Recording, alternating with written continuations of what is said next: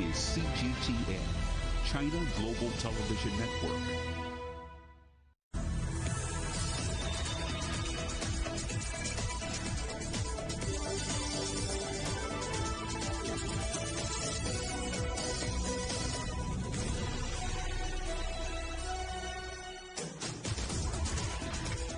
Hello and welcome to Global Business Europe, live from CGTN in London. I'm Jamie Owen. And I'm Robin Dwyer. Our top stories. A 10th Afghan city falls to Taliban control in just a week, bringing the militants closer to the capital, Kabul. Our other headlines: Britain is back. The UK's economy grows nearly 5% as customers start to spend. The worst ecological catastrophe in decades. Greece's Prime Minister on the wildfires which are still burning. And Poland passes a controversial media ownership bill, setting the stage for confrontation with the United States.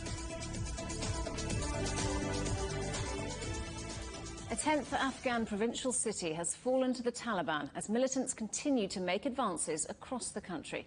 The United Nations says over 1,000 civilians have been killed. France has become the third European country to suspend deportations of migrants to Afghanistan as security concerns grow. The capture of Ghazni means that Islamist fighters now control the main routes north and south of the capital, Kabul. The Taliban has now taken power in a third of Afghanistan's provincial cities, with most of those gains in the last week. Well, let's talk now to our correspondent, Zamaralai Abbasin in Kabul. This is a fast-moving story, obviously. What's the latest you have for us there on the ground?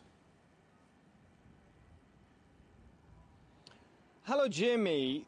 The situation is changing every minute now. We just got reports about the collapse of southeastern Herat province after heavy clashes of more than 2 weeks. And recently, I'm getting report from southern Kandahar city that the police HQ is under attacks, and locals say it may collapse. There are fears erupting all around the province, and particularly capital of the city, Kandahar. And at the same time, when we see the situation, the government was saying they have a military plan, but after Ghazni, then Herat, and now Kandahar's very critical situation questions the same plan that the government is presenting. All around the country, the critics and military analysts say that where is this plan now? Why the ANDSF is not resisting to all the forces and attacks from the Taliban side, and that's the major issue now surrounded and all around the country, particularly in capital Kabul. People are much concerned because they believe that the capital is also surrounded, and possibly there are fears and phobias about the situation and capital Kabul now. But at the same time, people also questions how Ghazni governor was captured by Taliban. He was escorted by the Taliban, and he is now in Kabul. That's a situation and dramatic changes being happening in all around the country. Are we talking here about a story of fierce fighting or cities that are simply being abandoned without any significant military exchange? This is the main question for not only for you, me, but all around the country. The politicians in Afghanistan, the critics and political parties, why the ANDSF is not resisting military efforts of the Taliban, particularly in provincial capitals. This is a main critics from all around the country, and now the situation is really confusing. Nobody understands what's going on on the ground on the battlefield. And at the same time, when the government say there is most of the people in Afghanistan, we're talking today about the current government in Afghanistan, that they might be living in another planet, because President Ashraf Ghani said we will soon celebrate the victory. And there would be a change of, as he called it, a black wave that is erupted by the Taliban attack recently. So nobody understands what's going on and what may happen tomorrow morning all around the country, and even the capital city. Zamaralai Abbasin in Kabul, thank you very much. Ahmad Shuja Jamal is head of international affairs at Afghanistan's National Security Council in Kabul.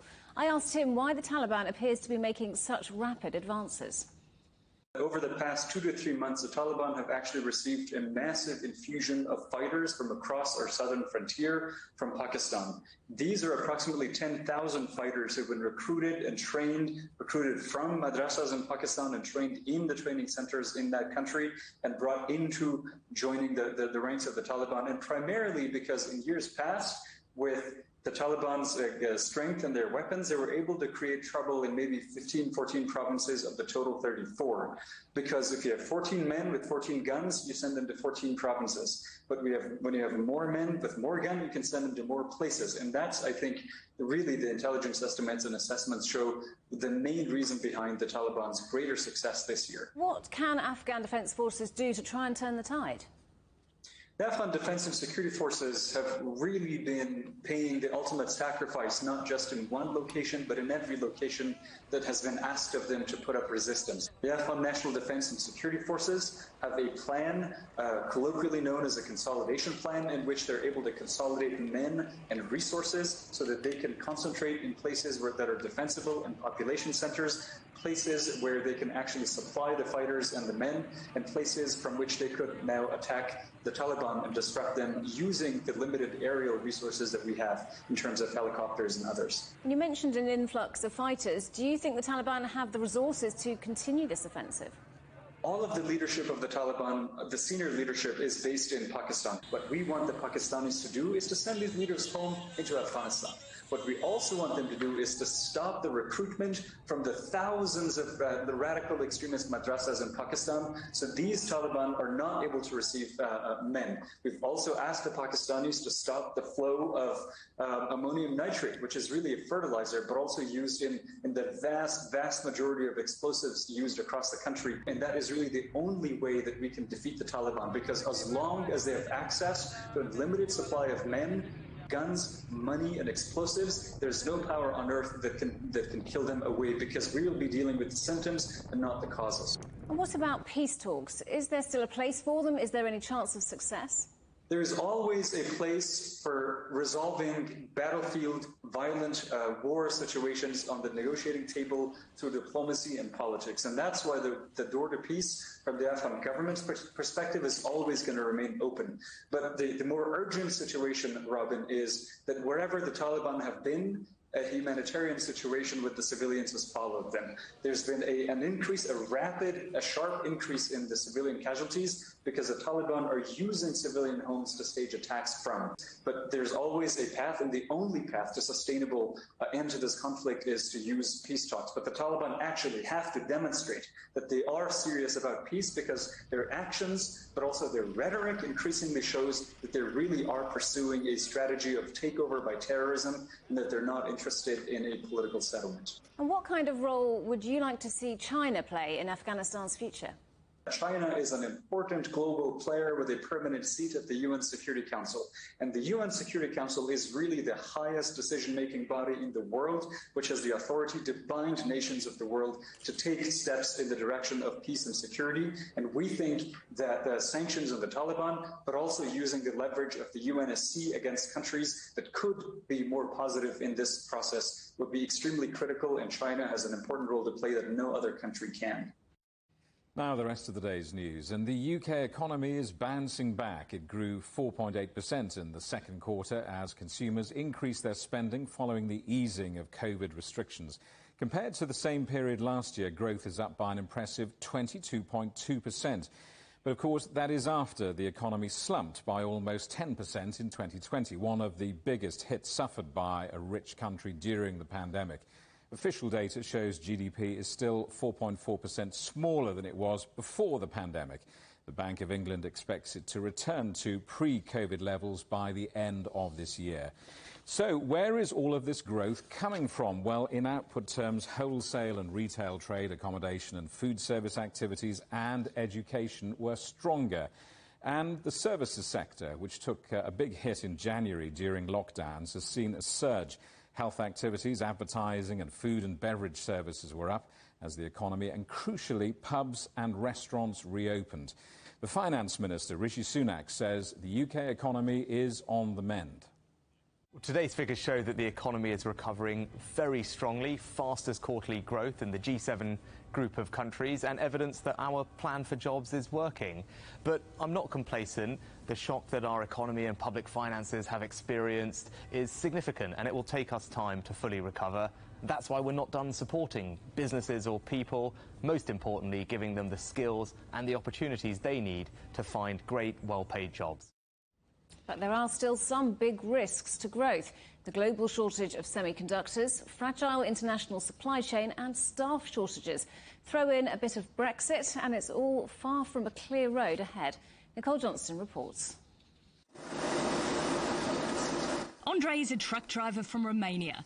He's only been on the road for a year, but says he can see why thousands of drivers are leaving the industry. In my opinion, I'm young. I don't feel the hours that bad like some old guys feel them, you know? The average age of a truck driver in the UK is 55, and many are retiring. The industry has been hit by a perfect storm of events. First Brexit, and then the pandemic. And now new tax law changes has led even more people to leave. Add to that long hours on the road, and the industry estimates that up to 20% of drivers have left. That's around 100,000 drivers short of what's needed. This is a tidal wave that's been coming from the horizon for decades. And now, all of a sudden, people are moaning about getting wet feet. If it wasn't so serious, it'd be laughable, to be honest. These issues have been around for years. One of the big problems is retaining experienced drivers. A large reason for that, leading up till the recent crisis, has been that the driver pay rates were suppressed, mainly because the margins of the operators are suppressed by very, very, very powerful buyers, these being the large retail and grocery supply companies. And we know that they have to push the margins down because the end customer, you and me, we want our food at the cheapest price. Now supermarkets, including Aldi, Tesco's and Morrison's, are offering bonuses and increased salaries to attract drivers. Wage inflation is rife, and it really is a case of the highest bidder being able to attract labour. In response to the crisis, the government has increased the hours drivers can work and is allowing nighttime deliveries. It's also put 2,000 army truck drivers on standby to help. Back at the truck stop, and Andre says he doesn't see a long-term future in driving. That's just temporary for me. Basically, I want to do this just till I buy a nice car and a house, and that's it. Then I'm searching for something else. If that's the case, the UK could find a shortage of drivers is here to stay. Nicole Johnston, CGTN, London. Well, let's talk to James Ransbotham, who's the CEO of North East England Chamber of Commerce. Welcome to the show. So, sitting in Durham, where you are, does the UK economy feel like it's back in business? I think there are certainly many good signs, but it's very, very patchy. It's not the same in every region of this country, and it's not the same in every industrial sector. There are certainly businesses that are seeing a bounce back. But it's always remembering that we're still way below where we were this time last year, and what we experienced over the last 18 months has been really challenging for so many businesses. So from supply chain issues to skills shortages, it's not just COVID damaging trade and the broader economy. Just talk us through some of the challenges that businesses you talk to face. Well, there are certainly many that are still related to COVID. We've still got a lot of people who are on furlough.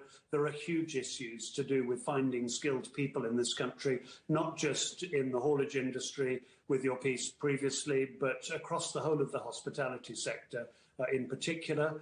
We've got a lot of supply chain problems. Semiconductors is a well-known global issue right now, but there are huge fluctuations with a number of key issues like steel, timber, plastics and others. But I think the one that is probably most pressing on our members at the moment is the impacts from Brexit. And so many of our businesses a part of European, if not global, supply chains. And the practical difficulties at the moment of working between the United Kingdom and the EU is really causing problems for a lot of our members. There's been a lot of talk from the UK government about levelling up, that's their phrase, and prioritising the regions outside London. From where you are, is this happening? Do you see evidence of it? I think there's a lot of good rhetoric. I think it'll be a lot longer before we can really see the impact. What we've suffered from is many decades of a lack of investment in the infrastructure, the skills, even in health inequalities that exist between different regions. These are not things that you can fix overnight. We really need a long-term plan, and we will only know in several years' time just how successful we're being. But we need to start it now.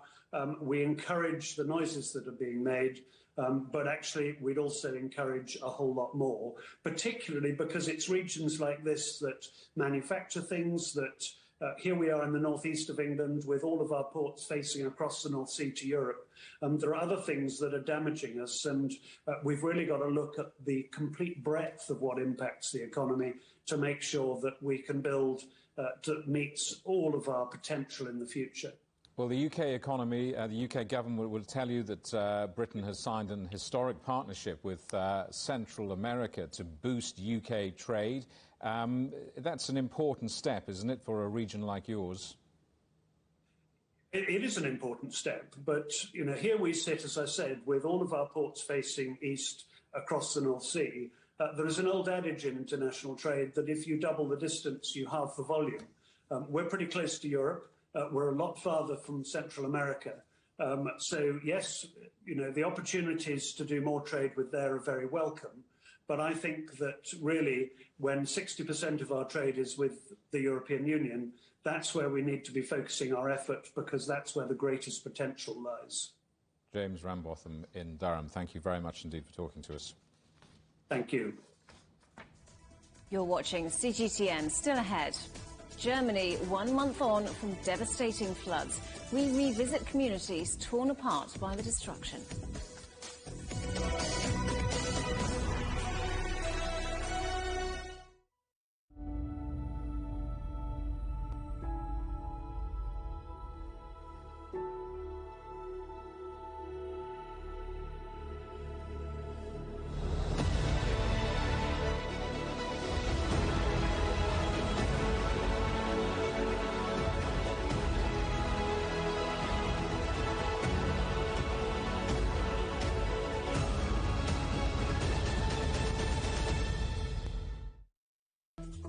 Search CGTN Europe wherever you get your podcasts to subscribe to the Agenda podcast. The Agenda with me, Stephen Cole, always gets to the heart of the story. Just subscribe today and listen now. Covering the world from 4 continents. A new horizon. Teams in Beijing, Washington, D.C., Nairobi, and London. Who connect, interact, and inquire. To bring you the stories that matter to all. The Link, only on CGTN. Facing the unknown is always difficult.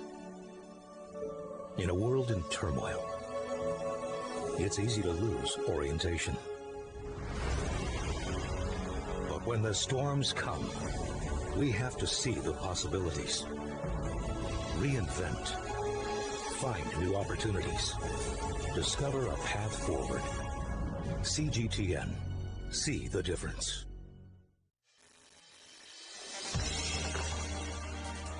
The world has changed under the pressure of the pandemic. For many of us, life is returning to some kind of normal.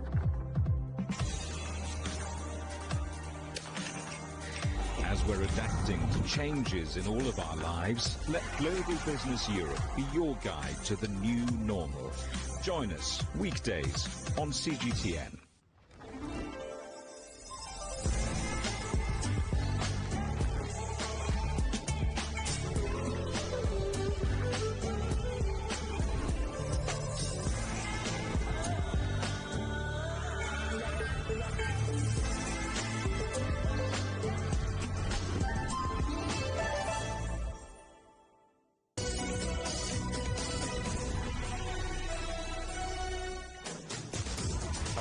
back to Global Business Europe. From Turkey to Algeria, countries across the Mediterranean are seeing some of their highest temperatures ever. The Italian island of Sicily has recorded temperatures of 48.8 Celsius in what may be the hottest ever recorded in Europe. These high temperatures have fueled the spread of wildfires across Italy, with Sicily, Calabria and Puglia worst hit. Firefighters have carried out more than 3,000 missions in Sicily and Calabria in the last 12 hours alone, deploying dozens of planes to extinguish the flames. Algeria's president has declared 3 days of national mourning after wildfires killed 69 people. Among the dead are 28 soldiers deployed to help rescue people. Wildfires have spread across 17 provinces since the start of the week, and dozens are still active. The government says arson is suspected, with a heatwave and high winds fanning the flames. The Greek Prime Minister Kyriakos Mitsotakis says the deadly wildfires burning across his country for more than a week are the greatest ecological catastrophe Greece has seen in decades. Wildfires on the island of Evia have now been brought under control, but major fires are still raging across the western part of the Peloponnese. CGTN's correspondent Evangelo Sipsas is in Athens for us. Evangelo, what has the Prime Minister had to say? Well, the Greek Prime Minister, in his first press conference, as you said, since the fires broke out over a week now, he said that this has been the largest ecological disaster that the country has faced in the last 3 decades. He said that his government was prioritizing on saving people's lives by sending out notifications to their cell phones to evacuate the towns and villages that are in the path of the fires. He specifically said that the priority was human lives, the people's properties, the clinical infrastructure of the country, and the natural environment. He said this is what his government goes by. That is the hierarchy his government goes by. But he also touched on climate change. He said the Greek authorities were battling with 100 blazes a day, with the situation right now being much improved and the largest wildfires under control. But he warned that in the days to come, since we're still in the through half of August and a month to go until the end of the fire season, that new blazes could erupt and the danger is still present. He specifically said, and he used this sentence quite a lot, saying climate crisis, because he wanted to emphasize quite a lot that the government needs to take drastic measures towards green policies, to zero emissions, and to be able to avoid any other ecological disaster. And this is what the Greek Prime Minister had to say. The climate crisis is here, and it shows us that everything must now change. From the orientation of the economy to our national energy policy, from the functioning of the state to the daily habits of citizens that concern the environment. Evangelo, what is the latest position on the wildfires right across Greece? Well, the largest wildfire that has been burning for 8 or 9 days in the northern part of Evia is now under control. But there's other fires that erupted in the Peloponnese region and near the site of ancient Olympia, the site of the original Olympic Games. But thanks to the swift measures of the Greek Fire Brigade, along with the firefighters from 24 countries from the EU and the Middle East, were able to save the site and spare the site of ancient Olympia. Now, just to give you a little bit of a better understanding of how large this ecological disaster is, the north part of the forest, the north part of the island of Evia, has been completely burned with only patches of greens left. This is the same area, it's the same as big as the city of Athens. Now we're talking about the city of Athens being burned. That's how big the size of the ecological disaster north of Evia is. Many residents returning back to their homes now are experiencing the disaster and their properties being burned. They're trying to collect whatever is left, recording the damages with the hope that they will get some sort of support from the government. And before he ended his press conference, the Greek Prime Minister pledged to take a series of steps towards acquiring new equipment, from helicopters to water bombers, and even new technology monitoring the forests in Greece to prevent any future disaster like the ones we saw this summer. Evangelo Sipsas in Athens, thank you very much. Turkey is battling a fresh disaster as flash floods and mudslides in the Black Sea region have left 6 people dead and another missing. The floods demolished homes and bridges and swept away cars in the provinces of Bartın and Sinop. Helicopters rescued people stranded on rooftops. Firefighters in southwest Turkey are also battling a wildfire in Muğla province, an area popular with tourists. The UK government has been heavily criticised for spending more money on measures that will increase greenhouse gas emissions than on those that will reduce them. The assessment by the conservation charity, the WWF, comes just months before the UK hosts the UN's climate change conference in Glasgow. Let's talk now to our correspondent Andrew Wilson, who's in Oxford. So, Andrew, what has the WWF said? Well, let's give you the context, Robin. Obviously, with the COP meeting on the horizon, it's only 90 days away now. Organisations like the Worldwide Fund for Nature have an opportunity where environmental news is centre stage with these wildfires you just reported in across Europe to get their message across as well. And they're introducing this new thing called a net zero test. In other words, a way of taking the temperature of government policies to see if they're actually delivering or just thin air and rhetoric. So their estimation is that by and large what you'd need, and many economists agree with them, is about 1% of GDP to deal with and dedicate towards climate change issues. At the moment, they say the government's putting in about 0.01% of GDP, so way below. They actually say that in this year's budget, spring budget in March 2021, the government pledged about $200 million towards climate change issues, towards improving the environment and reducing emissions, whereas $55 billion went away from that cause. Some of it actually contributing to making emissions worse, some of it just money they didn't collect because they didn't enforce certain measures like freezing duty on fuel, for example. So they're saying that the economic realities need to be spelt out and the government needs to be behind them a bit more. For example, the example of heat pumps. They say that by 2030 we'll need 1 million heat pumps every year being sold into British homes. 600,000 by just 2028. Well, at the moment there's only 30,000. So they're saying industries like that are opportunities for the economy to grow. Opportunities for $120 billion to be invested in a green economy that improves woodland, green spaces, infrastructures, export opportunities and all the rest of it. Opportunities that currently appear to be being wasted by the UK government. So is this embarrassing for the UK government, which is committing to net zero emissions by 2050? Well, yeah, it is. It's got a 78% CO2 withdrawal by as early as 2035. And there are 3 issues at the moment, with Britain being the presidency alongside Italy of this year's COP meeting. There are 3 issues that are highlighting concerns for environmentalists. One is the choice of chairman of that, Alok Sharma. He's a cabinet minister, former business secretary, but to be honest, not many people know him. Now, he's been travelling around the world an awful lot at the moment, drumming up support and commitment as much as he can from countries important and small towards and ahead of this meeting. But really, it's high time, environmentalists say, that Boris Johnson started appearing alongside Mr. Sharma and put in the full clout of number 10 Downing Street behind the prospects of this conference coming up, which is so crucial. The approval recently of a coal-fired power station didn't do much good to the optics as far as UK reputation is concerned. There's plenty of arguments why it's feasible, this coal-powered power station, but it doesn't look good, particularly as big coal users like China and India are going to have a lot to negotiate as far as their role is concerned in bringing down emissions in the future.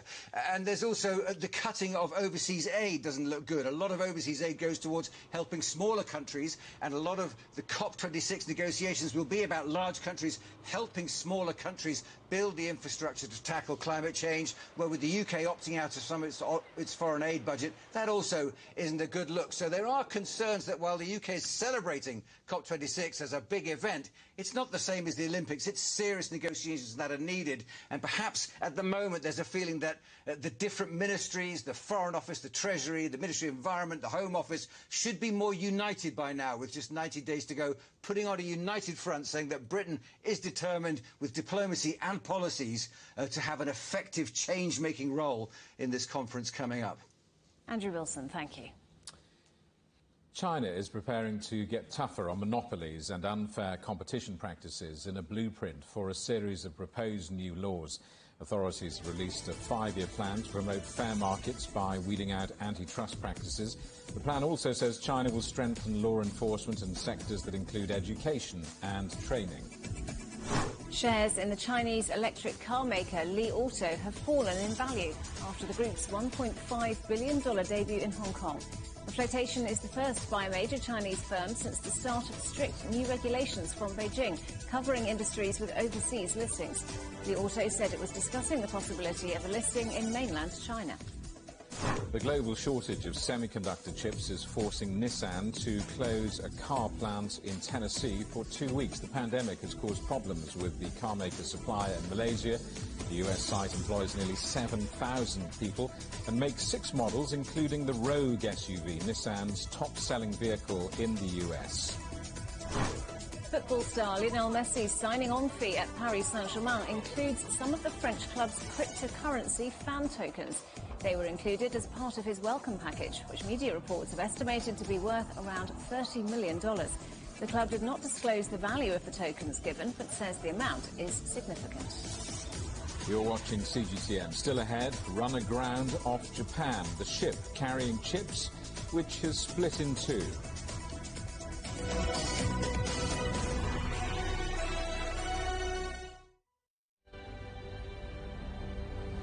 The EU's digital COVID certificate, which offers the promise of unlocking hassle-free travel around Europe this summer. In less than 2 weeks' time, the Czech border will also open to all EU and Serbian citizens. 4.4 million Hungarians received their first dose of COVID vaccine. 18 and over can receive the COVID-19 vaccination, but it does come with conditions. Third wave will probably take longer to emerge. This vaccination centre is part of a massive effort to try and drive down the numbers of the new variant that was first identified in India.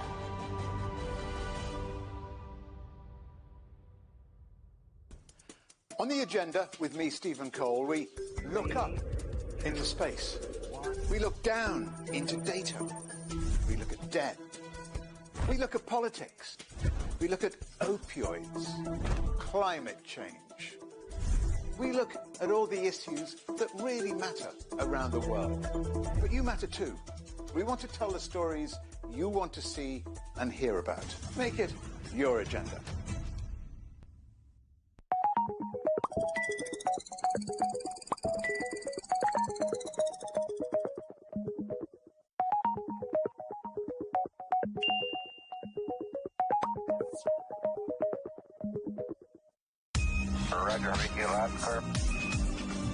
We can try out the wild and crazy ideas. Nothing can stop an idea whose time is coming. This idea is coming. I actually feel quite comfortable in isolation. We should all be very busy when we're trying to save the world. Oh, no. We hope it will happen. We have to live in hope. The agreement is signed.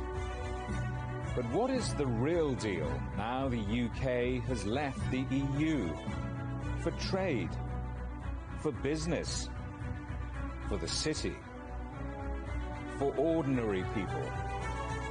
Make sense of Brexit with CGTN.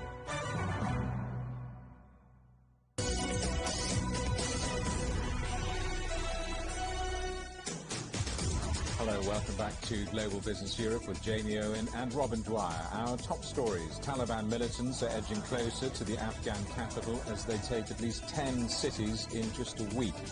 The latest reports suggest the Islamist group have taken over the police headquarters in Herat, the third largest city. Britain is back. The UK's economy grows nearly 5% as customers start to spend. And the worst ecological catastrophe in decades, Greece's Prime Minister on the wildfires, which are still burning. Meanwhile, it's a month since catastrophic floods killed more than 175 people in Germany and reduced some towns to ruin. Rebuilding communities has been difficult, with some people still without water and electricity. Flooding and climate change now look likely to figure large in the forthcoming election. Ryan Thompson reports. The mud has dried. The homes have been cleared out. But the rebuilding of towns decimated by historic floodwaters last month is only beginning. Zuhayatak is one of thousands who lost everything in a matter of minutes. His ground floor cafe filled with meters-high water from the nearby R River. Nothing was spared. I built this business up by myself over many years, and everything was gone in one single day. He is now doing what he can to begin to build back his livelihood, but there's no electricity, the wooden walls are still moist, and the cost of damage is likely to set him back at least $100,000. I hope I can rebuild everything, but it will take time, at least a year. It hurts. It really hurts. The loss of property is nothing compared to the devastating loss of life. Nearly 200 people were killed by the fast-moving waters, and more than 20 people are still missing today. Thousands of families are still living on the upper floors of their flood-ravaged homes. Many neighborhoods are without basic utilities like water and power. But life goes on thanks to an outpouring of support. Donations have come from around the country and the continent. There is a sense of hope and unity. It's like coronavirus or the upcoming election don't exist here. People are living like they were 60 years ago. Nobody's asking each other to wear masks, and there's no talk about politics. The focus is on the current situation here. Everyone is trying to rebuild what they had. This town is still very deep in its cleanup efforts and will be for some time. There's not a shop really on this entire street that's ready to open anytime soon. But with the cleanup efforts more or less under control, residents are now looking for answers. What went wrong on that fateful night? What will happen next time? And how is the government going to help? The two men vying for Germany's top job visited the flood zone together in early August. State Premier Armin Laschet has promised billions of dollars in aid with a caveat. These risks will still exist in the years to come, and rebuilding public infrastructure and businesses also means that such cities must be rebuilt to withstand flooding. Locals are now reconsidering their relationship to this picturesque landscape that they've long called home. Catastrophic floods never seemed possible before, and residents are now grappling with a new realization about the power of climate change. Ryan Thompson, CGTN, Ahrweiler, Germany. There are signs that the glacier at Europe's highest peak is melting at a critical rate. The Grand Jurasse Glacier on the Italian side of Mont Blanc has reached a point where experts say it risks slipping onto the hamlet below. Rising temperatures caused by climate change have been blamed. For more, go to europe.cgtn.com. And quick reminder, CGTN is available to watch for free on all of the major digital platforms, on smart TV or online on Roku, Apple TV, Amazon Fire and Android TV, YouTube and Dailymotion, cgtn.com and the CGTN app. Who should own television companies? Poland's Prime Minister has rejected criticism of a new media bill that aims to stop foreign powers taking control of its broadcasters. Opponents say it's an attempt to silence a TV channel that is critical of the government. The EU and the United States have criticised this legislation, which Parliament passed on Wednesday, saying it threatens media freedom. Well, let's talk now to our correspondent, Tony Waterman in Brussels. Tony, what's been the reaction from Brussels and Washington? Well, Jamie, it's been swift and to the point. The U.S. Secretary of State Antony Blinken fired off a statement almost immediately saying that Washington was deeply troubled over this draft legislation, which would ban companies from outside the European Economic Area, so that is the 27 EU member states, along with Iceland, Liechtenstein, and Norway, would ban them from owning a controlling stake in a Polish broadcaster. Critics say that this is really an attempt to silence the U.S.-owned TVN 24. This is an extremely popular, independent 24-hour news station, which is often quite critical of the ruling Nationalist Party, which put forward this legislation. That company is owned by the U.S. media conglomerate Disney, which, by the way, is already using a loophole in the current media legislation to even have control of this media outlet. And its license is up for renewal in mid-September, and there are concerns that it is not going to be renewed. And of course, Brussels as well slamming that decision earlier today. It moved through the lower house of parliament last night. But the European Commission Vice President for Values, Vera Jourova, saying in a tweet earlier that media pluralism and diversity of opinions are what strong democracies welcome, and that this law sends a negative signal. Poland's prime minister has swatted away this criticism and in the past has defended the media bill, saying that it is necessary to prevent Russian, Chinese, and Arab companies from taking over Polish broadcasters. But given Warsaw's crackdown on media independence, also judicial independence, many people here in Brussels are just not buying it. Now, this is just a draft. It has gone through the lower part of Parliament. It now heads to the Senate, where the opposition party actually holds a very slim majority, and it is not expected to pass there. This is just the latest episode, isn't it, in a long list of grievances for the EU. I wonder, how does this impact Poland's ability to get its hands on EU money, particularly COVID recovery funds?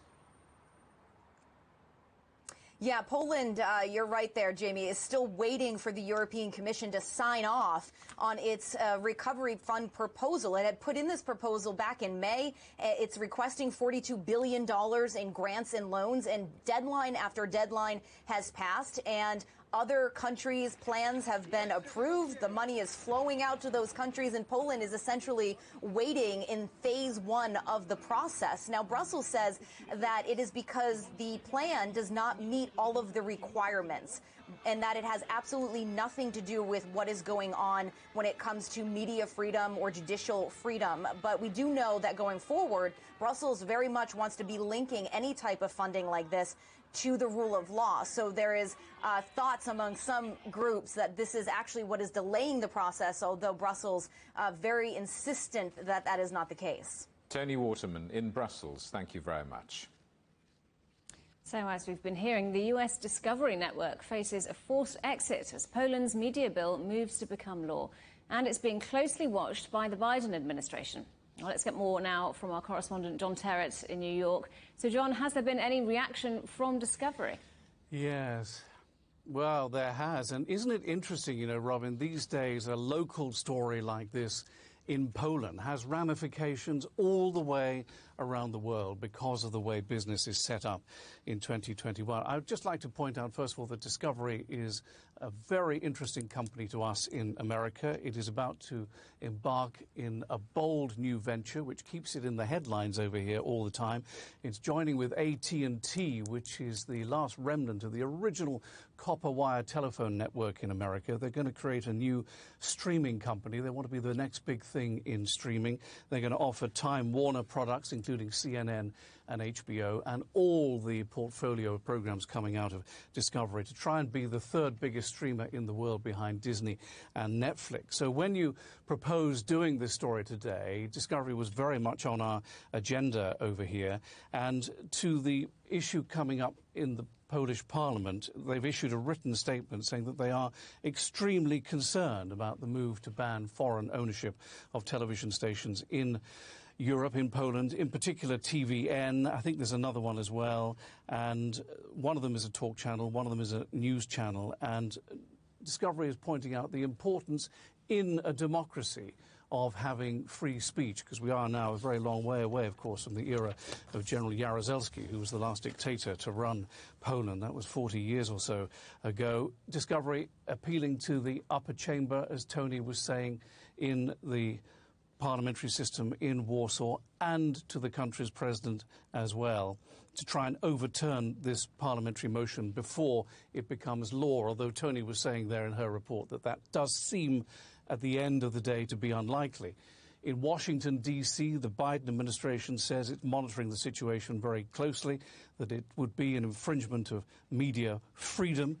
And Antony Blinken, who is the Secretary of State, as Tony reported, said that the administration is deeply troubled by what they see unfolding. I would remind you, you raised the question with Tony, Jamie, about EU money, particularly the COVID Recovery Fund. Well, there's a similar situation going on here because, of course, Poland is a NATO member. It is a key U.S. ally, sitting as it does on the border with Russia. You know the problems that the U.S. has with Russia at the moment. It is also, as with the EU, the recipient of a significant amount of overseas aid from Washington. So we'll see.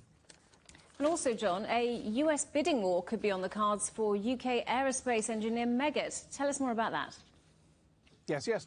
Well, this is an interesting question, a very different sort of story as well. Now, Meggitt is an engineering company. They make things like wheels and braking systems for fighter jets. They also make other components and other subsystems for the aerospace industry, the defence industry and the energy industry. They're based at Herne Airport, Bournemouth International Airport, down there in Bournemouth in Dorset on the south coast. They have about 9,000 employees around the world in 14 countries, and they are the subject of a bidding war by two American companies. And not just that, from the same state, from Ohio, in the Midwest, in the Rust Belt, where all the heavy industry is, on the banks of Lake Erie there. So one company is called Parker, based in Cleveland. The other one is called TransDigm, also based in Cleveland. Now, to keep it very simple for you, last week Parker made an offer for Meggitt that basically transpires to being worth 800 pence on the stock exchange. TransDigm's offer is greater than that, 900 pence. Now, Meggitt has already agreed to the Parker deal. I think they think it's a better fit, and they're going to look at the TransDigm deal, they say, from the point of view of employees and pension schemes and various regulations from the UK government and other regulators. I think they also think that the Parker bid will attract less attention from the regulators. Meggitt stock has been down about 30% in the last year or so. It's now up 70% on that after the Parker bid. The TransDigm bid has driven it even higher. And this is the interesting thing. The Reuters news agency says that takeovers of British companies are up at a 14-year high now, and they say that that could be, cited or blamed, if you will, on the pandemic which is going on, and of course Brexit. Jamie and Robin? John, good to talk to you. John Terrett there in New York.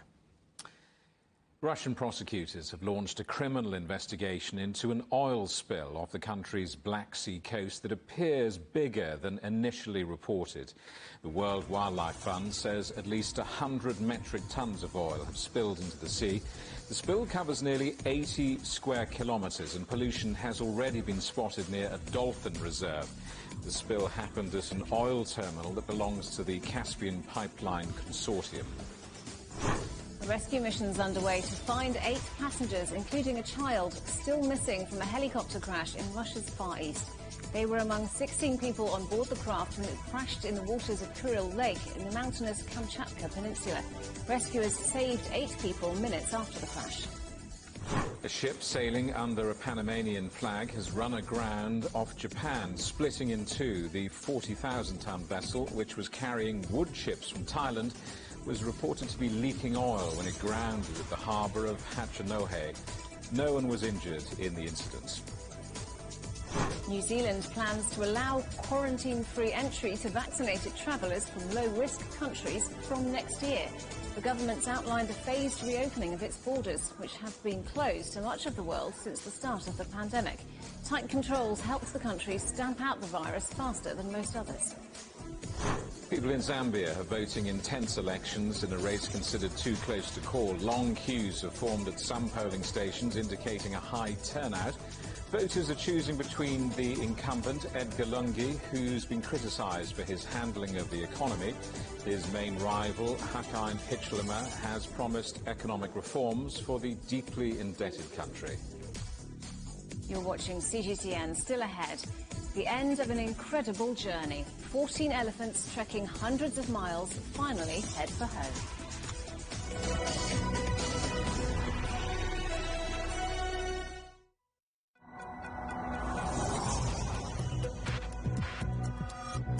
day, there are millions of stories. Each one can open new perspectives, new possibilities. Wherever you look, we are there to see, discover, explore. We put the pieces together to find what really matters to you, all around the world, all around the clock. Our reporters are at home across the globe. From our headquarters in Beijing and production centers in Washington, Nairobi, and London, China Global Television Network. Stories from across the globe, reaching people across the globe. CGTN. See the difference.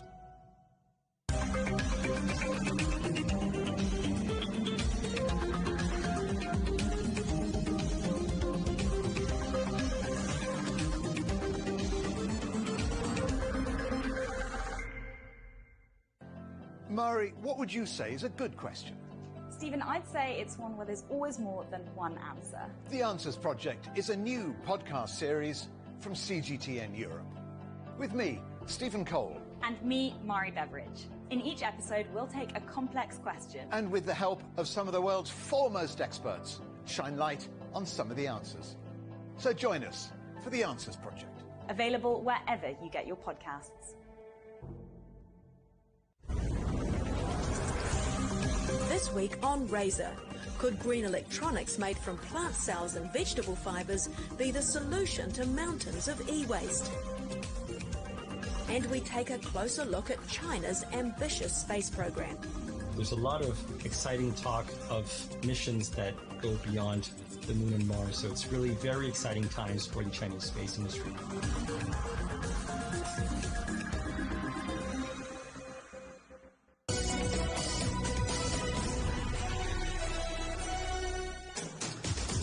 Welcome back to Global Business Europe. It's World Elephant Day, a day to raise awareness about the preservation and protection of elephants. In China, a herd of 14 animals have now returned to their home after a 1,300-kilometre trek. They left their forest home in Yunnan's National Nature Reserve in March last year and started a long journey north. The herd drew worldwide attention when it started to come into contact with people in towns and farms. Staying in China, and a group of dedicated people are trying their best to help the endangered animals. CGTN's Yang Junghao reports on the so-called elephant dads. 我叫熊超勇，是亚洲象种源繁育及救助中心的一名象爸爸。那么我是专门从事亚洲象保护、繁育、救助以及这个医疗工作。那么每天呢，我就在这个热带雨林，在保护区里面，与我们救助的这些大象其乐融融。 Xiong is the first elephant dad of the singer in Xishuangbanna, a tropical region bordering Laos and Myanmar. He came here in 2005 when an elephant called Ran Ran was seriously injured, and someone who knew how to nurse the giants was needed. Back then, I thought her chances of survival were slim. Judging from her overall condition, some experts almost gave up on her and even proposed euthanasia. But I think we only have the right to rescue her, which is also our obligation. Through Xiong's meticulous care, Ran Ran survived and grew up healthily. In 2019, she gave birth to a baby. Xiong jokes that he's luckily become a grandpa. Over the years, Xiong and other keepers have completed scores of rescue missions in the wild, taking back some 10 elephants who were injured for different reasons or deserted. For these dads, their daily routine is all about their jumbo children. They clean their sheds every morning, check their health status, and take them for field survival training. Xiong says he spends more time on the creatures than on his own daughter, something he often feels guilty about.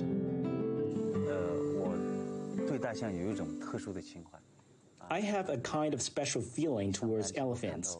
Every day I'm working, when I see the ones who were almost on the brink of death greeting us happily, my heart fills with a sense of happiness and accomplishment. To his delight, more and more younger people are showing passion towards this job. This young man has chosen to look after elephants here after getting a master's degree from a prestigious university. By working here, I can try to do what I can to protect the elephants, and at the same time improve myself by learning about them.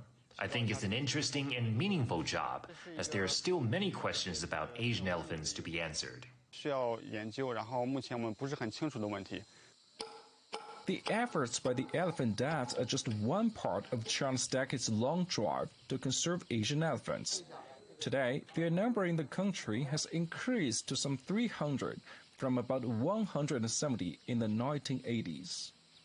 As the population of the species continues to grow, more challenges lie ahead. But it's believed that human beings and the giant creatures will live more harmoniously in the future as more people join in on the undertaking. Yang Jinghao, CGTN, Sichuan-Banna, Yunnan Province. The United Nations says poaching has reduced the number of elephants across Africa. Their population has fallen from an estimated 12 million a century ago to less than 500,000. Countries across the world are taking measures to try to protect the animals. CGTN's Wanja Mungai reports on conservation efforts in Kenya. Jackson Onchweri is celebrating his bounty sorghum harvest. He is a farmer near the Kenya-Tanzania border. Over the years, he has had problems with the animals that have been fond of his crops.